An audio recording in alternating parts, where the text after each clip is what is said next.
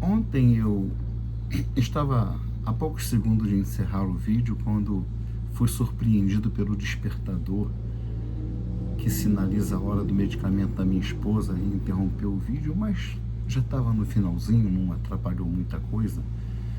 Eu só concluiria que há pessoas honestas que estão sobre os púlpitos das chamadas igrejas, pessoas que, apesar de seguir a linha, seguir na estrada ou no trilho dessa sina que é o trabalho do reino, como tem acontecido, são pessoas bem intencionadas e que, apesar de suas limitações, se empenham, se esforçam por dizer a verdade e por afirmar o que é certo.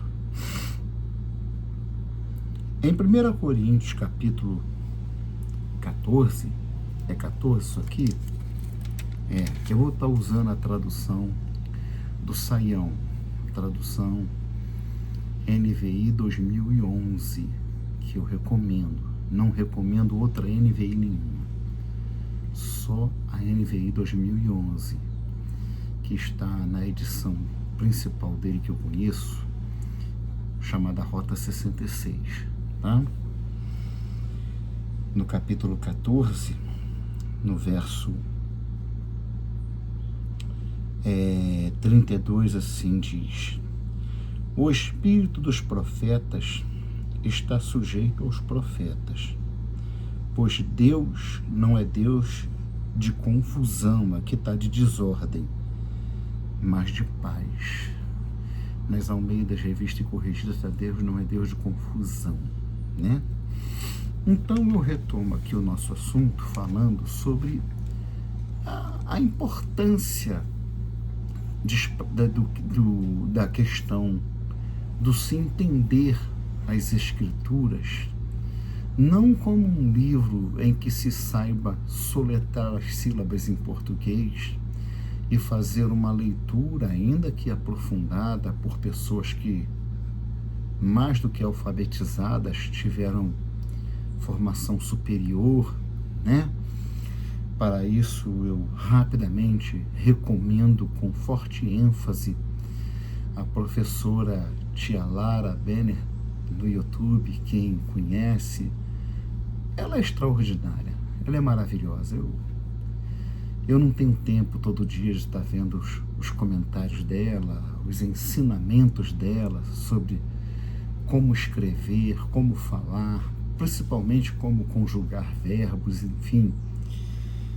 Mas se você quiser se aprimorar na prática da oratória, do discurso, do bom uso da nossa língua, assista, curta, compartilhe, acompanhe a professora Lara, Tia Lara, né?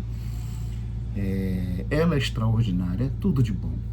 É tudo de bom que nós temos aí para ensino, para educação, para um trabalho do qual o nosso país é tão carente.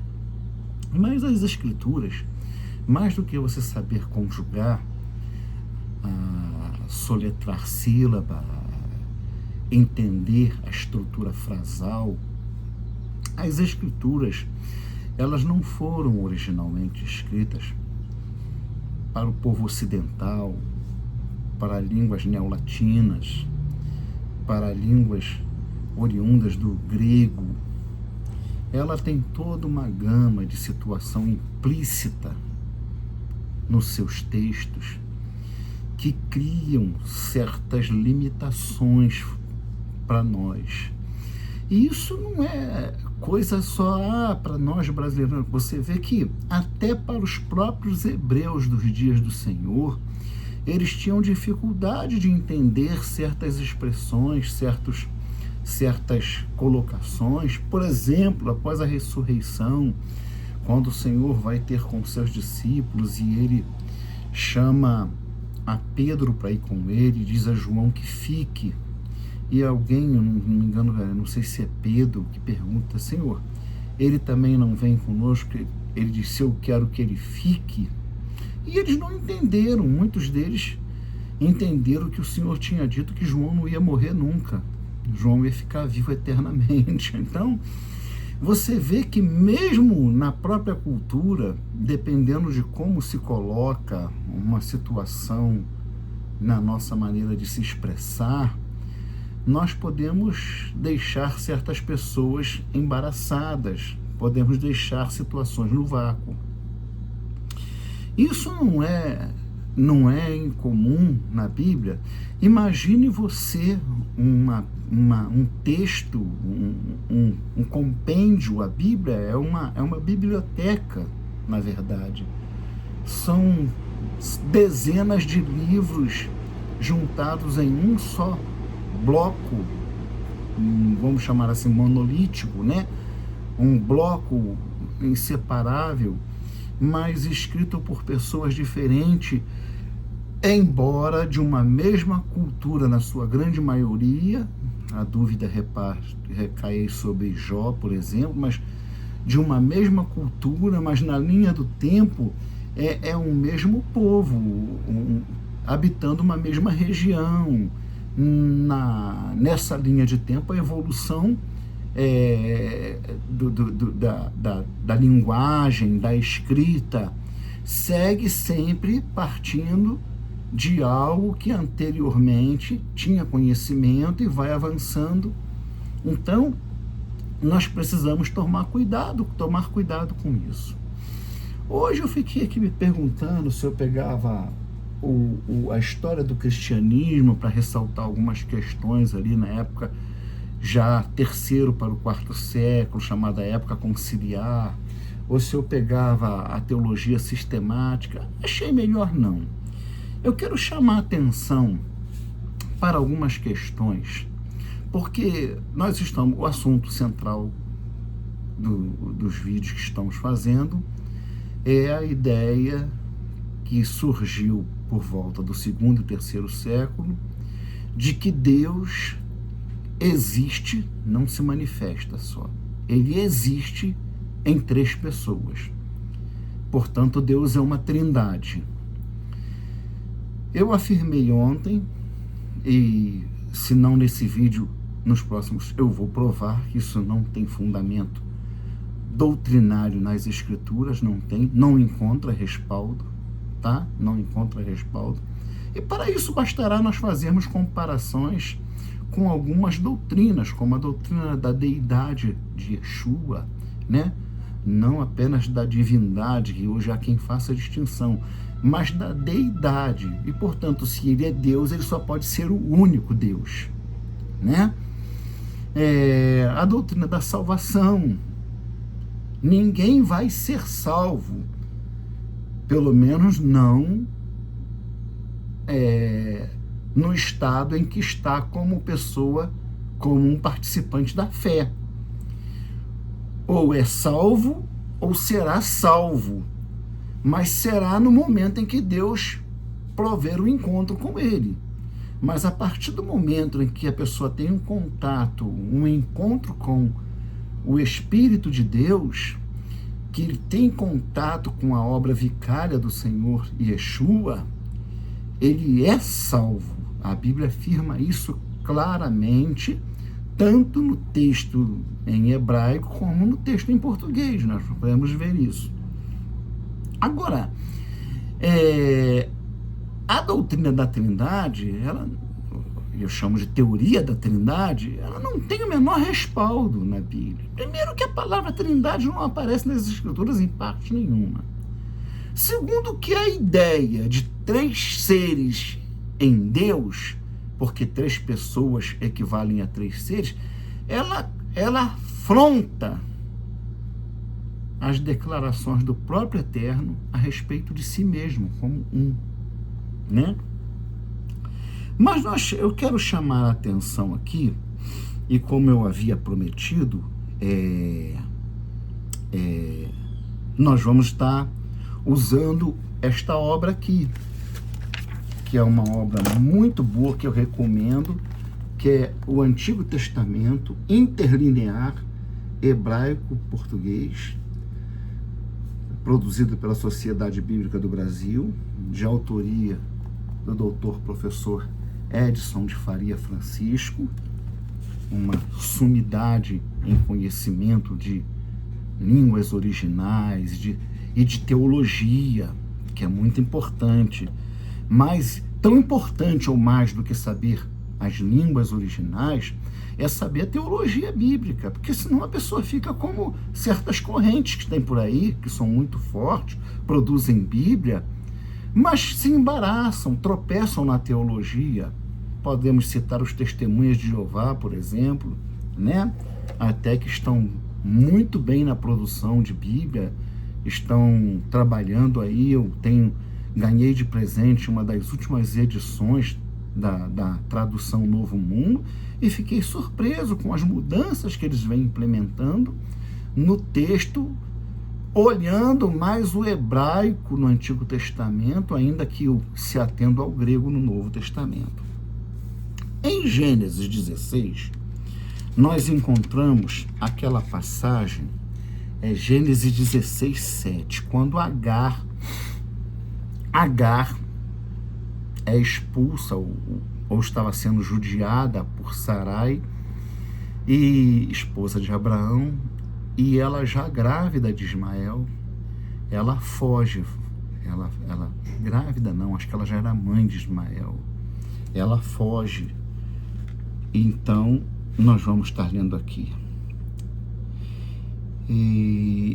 Ora, Sarai, mulher de Abraão, não lhe dera nenhum filho, como tinha uma serva egípcia chamada Agar. Disse a Abrão, já que o Senhor me impediu de ter filhos, possua minha serva, talvez eu possa formar família por meio dela. Abrão atendeu a proposta de Sarai. Quando isso aconteceu, já fazia 10 anos que Abrão, seu marido, vivia em Canaã. Foi nessa ocasião que Sarai, sua mulher, lhe entregou sua serva egípcia Agar. Ele possuiu Agar e ela engravidou. Quando se viu grávida, começou a olhar com desprezo para sua senhora. Então Sarai disse a Abraão: caia sobre você a afronta que venho sofrendo.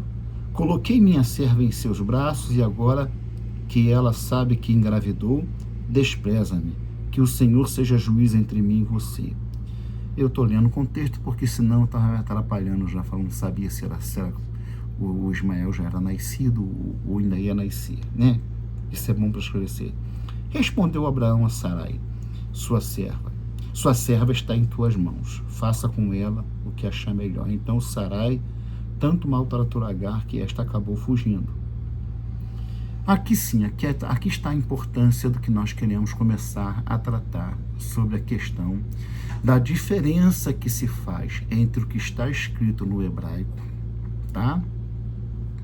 E o que é traduzido para o português, principalmente nas traduções bíblicas em língua portuguesa. O anjo do Senhor, diz aqui na Bíblia em português, encontrou Agar perto de uma fonte no deserto, no caminho de Sul, e perguntou-lhe: Agar, serva de Sarai, de onde você vem? Para onde vai? Respondeu ela: estou fugindo de Sarai, minha senhora. Disse então o anjo do Senhor. Anjo aqui, o autor decidiu colocar com A maiúsculo. Volta a sua senhora e sujeite-se a ela. Disse mais o anjo: multiplicarei tanto os seus descendentes que ninguém poderá contar. Disse-lhe ainda o anjo do Senhor: você está grávida e terá um filho, e lhe dará o nome de Ismael, porque o Senhor a ouviu em seu sofrimento. Eu vou ler até aqui o verso 11, tá? Eu li então do 1 ao 11, mas vou analisar do 7 ao 11, tá bom? Gênesis 16, no texto interlinear, vamos localizar aqui o verso 7. O verso 7, tá? Que diz assim, o 6 está ali, está aqui. Vá Yomitzar, e a encontrou Malar, Malar vem de Meler, né? Mensageiro, anjo, né? O mensageiro aí aparece o tetragrama, que eu sempre prefiro pronunciar o nome Hashem do que pronunciar Jeová, Javé, como eu disse ontem. O mensageiro de Hashem, junto à fonte, ao Ein, com um final, Hamaim, das águas, Bamidbar, ao Raim, no deserto junto à fonte, Bederer, no caminho de Shur, no caminho de Sur. Vá Yomar Agar, e disse a Agar, Shivhat, a escrava, né? Sarai. Ei, Mitzé, de onde vens? Bat, de onde vens? Eu vou passar aqui direto ao português. Quando chegar no ponto que interessa, eu vou ler transliterado. E aonde vais? E disse, respondeu Agar, né? E disse, de perante Sarai, a minha senhora, eu estou fugindo. E disse a ela o mensageiro de Hashem, retorna para a tua senhora e te sujeita debaixo das mãos dela, né? Yadeiha, as mãos dela, Yadeiha. E disse, Vaiomer, a ela, lá, o mensageiro, Malar, de Yahvé. Aqui vem, ó. Ele diz, farei aumentar, isso aqui é o verso 10, né? No verso 10, ele diz, esta é minha aliança com você e com seus descendentes. A aliança que se guarda todo o tempo. Deixa eu ver aqui se eu estou lendo. Não, estou lendo errado. Estou em Gênesis 17. Isso aqui é Gênesis 17, mas eu estou lendo o verso 10. Né? Vamos lá. Cuidado aí. Esta é minha aliança com você e com seu descendente. A aliança que terá que ser guardada a todos do sexo masculino entre vocês será circuncidado na carne. Os ismaelitas também praticam a circuncisão. Vamos continuar aqui. Deixa eu ver aqui a...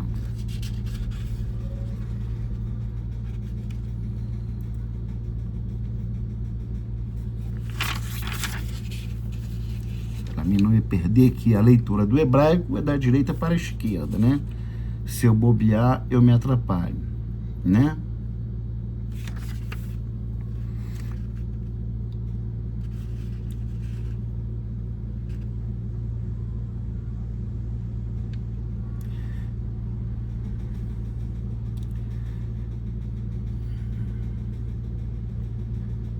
E disse a ela o mensageiro, eis que tu concebeste, o anjo do Senhor, falando com Sara, com Agar, e gerarás um filho, e o chamarás seu nome Ismael. Aqui está Ismael. Então a raiz da palavra Shema está aqui, né? O Yud aqui antecedendo Shin, Shin Men Ai, Shema, Deus, que quer dizer ele será ouvido, ou ele foi ouvido por Deus, porque Deus o escutou, né?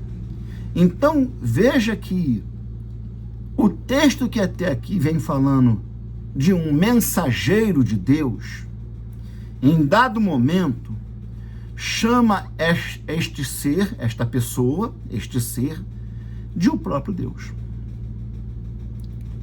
Porque Deus o escutou na sua aflição. E ele será como um asno selvagem, né? Verso 12. como um asno selvagem, a mão de todos será contra ele, e a mão dele será contra todos os seus irmãos. E chamou o nome de Rachem, o que falava a ela: tu de Deus tem a visão. Verso 13 diz: sejam nascidos em tua casa, tá? 17. Sejam nascidos em tua casa. Um outro problema que a gente encontra é que às vezes o versículo na Bíblia hebraica não corresponde ao mesmo versículo na tradução em português, tá? Aí vocês levam em consideração isso aí.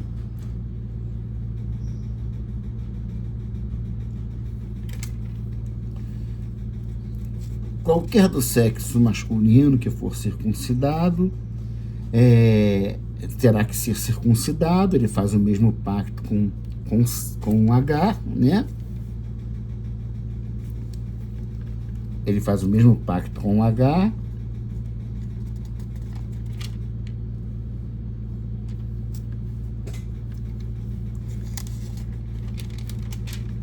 Os israelenses, os ismaelitas também praticam a circuncisão. Então, o que acontece? Nós temos aqui o texto mostrando: porque escutou Deus a tua aflição, e ele será como um jumento selvagem, como um asno selvagem contra seus irmãos. A mão dele será contra todos os seus irmãos, e a mão de seus irmãos contra ele. Está sendo aqui profetizado a inimizade histórica que existe entre árabes e judeus, que agora está sendo mediada aí. Tem aí o acordo de Abraão, promovido por Donald Trump e essa sua equipe. Então, vejam que o mesmo texto, né? Eu falei Gênesis 17, mas é Gênesis 16. Gênesis 16, desculpe. É por isso que eu estava um pouquinho enrolado ali. E disse e disse-lhe ainda o anjo do Senhor. Verso 11, né? E disse-lhe ainda o anjo do Senhor. O anjo, o mensageiro de Yahvé: eis que tu conceberás e gerarás um filho, e chamarás o nome dele de Ismael, né? Que Deus o ouviu. A raiz da palavra aqui tem o Shin, o Men e o Ain, de onde vem o verbo ouvir, Shema. E porque escutou Rachem a tua aflição, e ele disse: será um asno selvagem, como já falamos aqui. Verso 13, no verso 13, ele diz: seja nascidos em tua casa.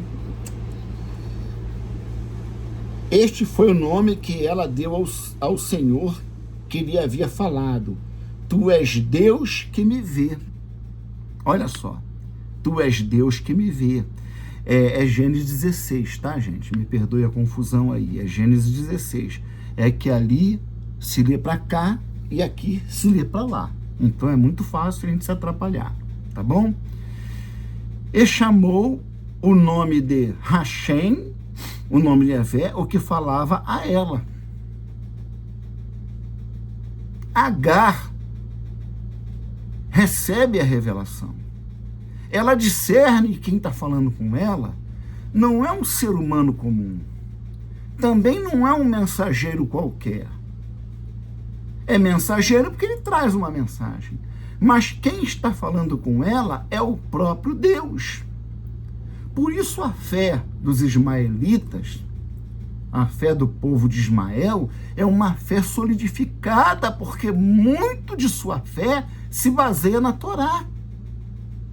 na mesma Torá que os seus irmãos, os judeus, usam. Então você veja bem que aqui nós não estamos lidando, como a doutrina da Trindade fala, de um mensageiro chamado de o anjo da face do Senhor. Não, não tem nenhum anjo da face do Senhor. A tradução em português pode dar a entender isso em muitas traduções, mas o texto, quando olhado no hebraico, e o texto interlinear facilita muito isso, para quem não é versado em hebraico, como eu, que ela entendeu que era o próprio Deus quem estava fazendo a promessa a ela.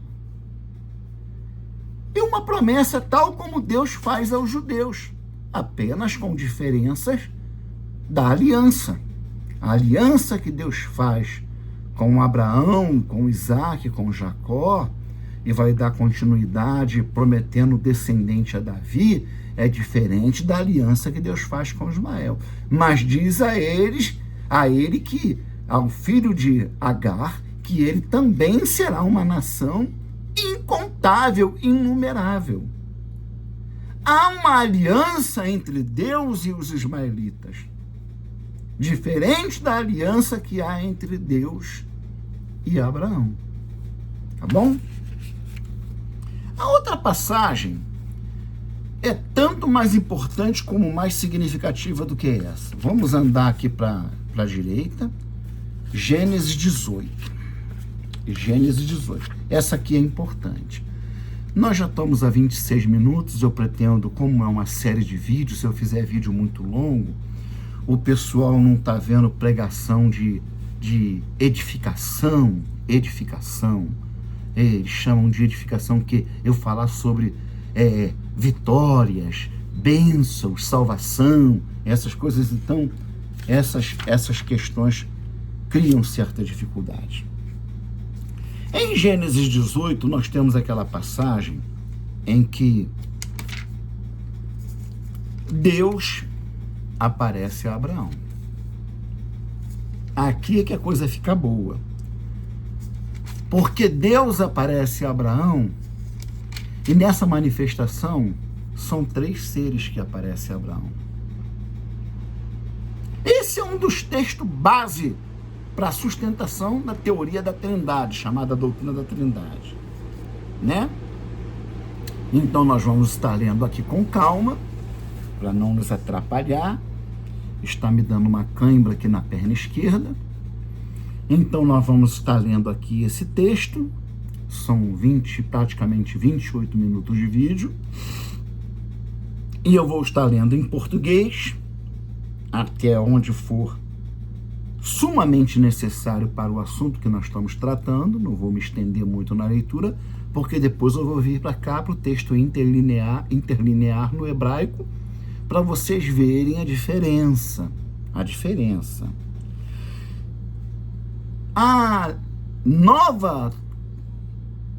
A NVI 2011 ela nos abençoa, ela sai muito na frente e nos traz um grande benefício ao omitir certos subtítulos, porque nas outras Bíblias, cadê elas? Nas outras Bíblias, deixa eu botar isso para cá, aparece sempre assim, aparecem 3 anjos a Abraão. 3 anjos. Aqui também não é diferente. Aparecem 3 anjos a Abraão. E nós vamos ver que um desses seres que aparece a Abraão, e só ele, é chamado de Deus. Os outros 2 saem, vão para a região de Sodoma e Gomorra, e esse que fica com Abraão trata como Deus e intercede por Ló. Então nós vamos estar lendo aqui. O Senhor apareceu a Abraão perto dos carvalhais de Manré, quando ele estava sentado à entrada da sua tenda, na porta da tenda, né? Por volta do meio-dia, Abraão ergueu os olhos e viu 3 homens em pé, a pouca distância. Quando os viu, saiu da entrada de sua tenda, correu ao encontro deles e curvou-se até o chão. E disse ele, preste atenção nas palavras de Abraão, prestem atenção mesmo no português. Meu Senhor, ele não diz meus senhores. Ele se dirigiu a um dos 3 que notoriamente, por razões que o texto não deixa claro, ele reconheceu como superior aos outros 2 e que, portanto, era o próprio Deus. Mas ele diz, meu Senhor. Ele não diz meus senhores. Meu Senhor, se mereço o seu favor, não passe pelo seu servo sem fazer uma parada. Mandarei buscar um pouco de água para que lavem os pés e descansem debaixo desta árvore. Vou trazer a vocês também o que comer, para que recuperem as forças e prossigam pelo caminho.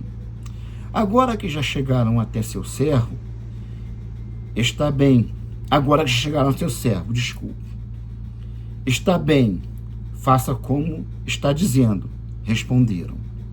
Abraão foi apressadamente à tenda e disse a Sara, depressa, pegue 3 medidas de farinha, 3 medidas da melhor farinha, amasse e faça uns pães. Depois correu ao rebanho e escolheu o melhor novilho e o deu ao seu servo, ao seu escravo, que se apressou em prepará-lo. Trouxe então coalhada, leite e o novilho que havia sido preparado e os serviu.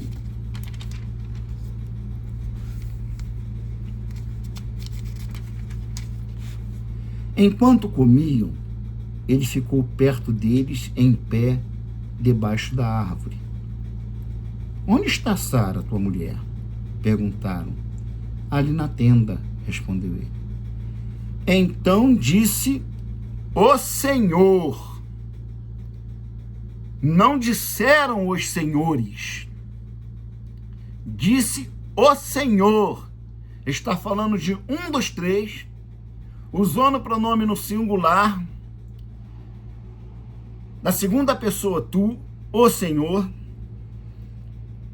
Então disse o Senhor, voltarei a você na primavera e Sara, sua mulher, terá um filho. Sara escutava a entrada da tenda atrás dele. Abraão e Sara já eram velhos de idade, bem avançados. Sara já tinha passado da idade de ter filhos. Por isso riu consigo mesmo, quando pensou, depois de estar velha e meu senhor já idoso, ainda terei prazer? Quer dizer, não tenho mais orgasmo, não tenho mais desejo sexual. Eu vou ler até aqui. Agora vamos ver como é que está isso aqui no hebraico. Vamos ver como é que está isso no hebraico. Onde é que está o verso 1 aqui, para mim não me atrapalhar? Olha, o texto em hebraico, esse texto aqui, ele reflete o texto da Bíblia Hebraica Stuttgartense, né? De Stuttgart. Então, é a Bíblia, até por enquanto, oficial do hebraico. Então, aqui, nós vamos ler, a partir de agora, no próximo vídeo, esse texto que nós lemos em português, Gênesis 18, do 1 até o 12, nós vamos estar lendo, se não todo ele, o que for importante. Porque o que eu quero destacar é que esse texto não dá margem nenhuma para uma teoria ou uma doutrina de trindade. Então, no próximo vídeo, nós vamos estar lendo isso no texto hebraico interlinear. Tá bom? Eu vou estar lendo o hebraico e o português, com a paciência de vocês, porque eu não sou, como eu já disse, doutor em hebraico, não sou bacharel em hebraico, eu não sou formado, eu apenas pesquiso, tenho ferramentas e tiro o máximo proveito dessas ferramentas para servir a Deus. Então, no próximo vídeo, nós estaremos analisando Gênesis 18, a partir do verso 1, até onde nos for benéfico e útil, sem exagerar, porque vai ficar um pouco cansativo, porque eu vou estar lendo em hebraico e a tradução em português. E a tradução do texto interlinear, ela é uma tradução ao pé da letra, tá? Ela é uma tradução que, para efeito do entendimento, para quem não tem domínio, muito conhecimento do hebraico, no meu caso não, eu até tenho para isso, ela fica um pouco truncada, então alguma coisa, o verbo nós temos que estar acrescentando, o verbo que pode estar no passado a gente tem que ler no futuro, porque se tiver o verbo conversivo, aquela coisa toda. Então, no próximo vídeo nós estaremos dando continuidade a este vídeo, que vai se dividir em 2 partes, porque senão ele vai ficar muito longo, vai passar de 50 minutos. Um abraço, uma boa tarde para vocês.